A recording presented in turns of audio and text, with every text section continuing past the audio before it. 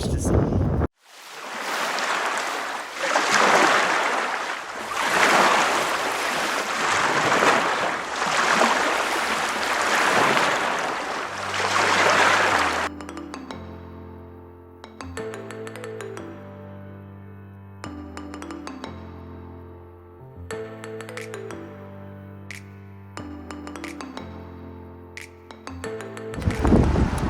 Sand flea size does not matter.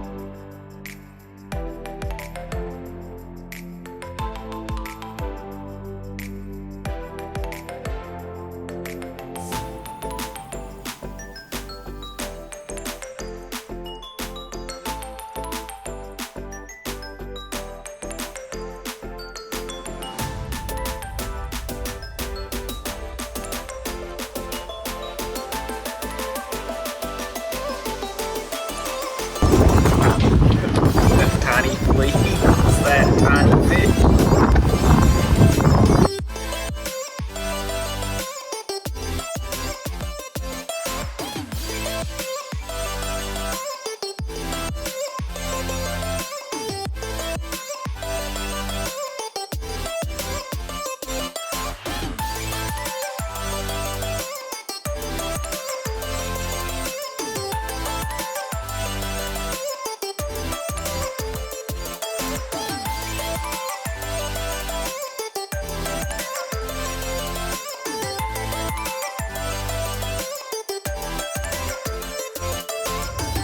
We just got back from a day of sheepshead fishing. Wasn't the greatest day. We had some bad weather conditions today, but we did manage to get a few sheepshead. I'm going to show you how to fillet these with an electric fillet knife. This is a bubble blade electric fillet knife. I have the long flex blade on, and you'll have to excuse the wind. It's blowing 30 mile an hour out here right now, so just like you would on any other normal fish, always just make a cut right there. Just run it down along that backbone, real close to the backbone, right along the spine. And then make another cut. Make sure you got all that meat. Move that pec fin out of your way. And come up and over the ribs, just like that. And go down. Belly meat, go down to the spine. Flip your fillet over, skin it.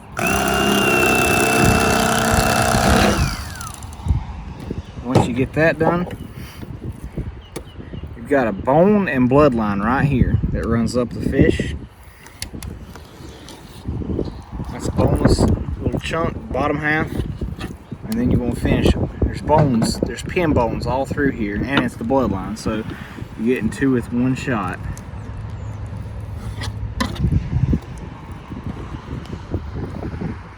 Boneless, skinless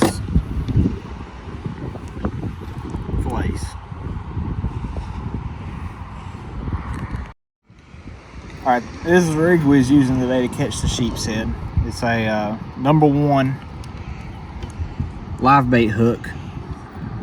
Goes to a crimp bead swivel, but this is just about a 4-inch section of 30-pound fluorocarbon leader tied to a swivel. I use a crimp. You can tie it to in a #1 live bait short shank hook. 2 times strong. And you tie this directly to your main line with a 1 ounce egg sinker, and you run this right down to the piling. We didn't explain too much of it out there because the wind was so high, but you'll tie this directly to your main line with a 1 ounce egg sinker. You'll run it right down next to the piling, as close to it as you can get it. And I usually start off about 10 or 15 feet under the water and work up and down in the water column from there to figure out where they're holding on a particular piling. But that's what I use to catch them. I know some people use like a chicken rig or just a dropper rig, but this is what I like to use. I can feel the bite a whole lot better using this rig. And to bait that up, I use sand fleas.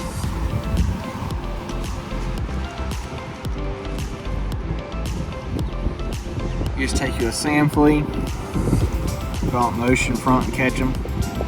Buy a sand flea rake if you're going to be doing sheepshead fishing. It's worth its weight in gold. But you'll take the hook, go right in the shell. In the back of the shell, come out the legs, where the legs will be, because a lot of times these sheepshead will come up and just scrape out this section here, the underside of it, and just leave the shell. So if you've got him hooked the other way, he'll scrape that out and miss your hook point. But if you've got that hook point sticking out where his legs are, you might catch him. You know, I'll be honest with you, you'll lose about 6 of these sand fleas to 1 sheepshead you catch. So whenever you go, I recommend, if it's 3 or 4 people fishing for sheepshead, I recommend a half a gallon bag of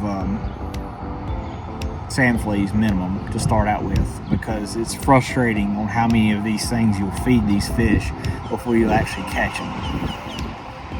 That's the tackle we use. So in North Carolina, we can keep sheepshead 10 inches long. This sheepshead is about 11 inches long here. I know in Florida and some other places, I think the limits are a little bit higher, maybe 12 inches. But on these up to 12 inches, I like to flay them just like anybody with a freshwater crappie. So take you go in right behind, down the back, out to the tail. The flay reminds me exactly of a crappie. So we'll cut out this little notch. And just like still yet, you'll have this line of pin bones along with the bloodline here. So still have to take that out.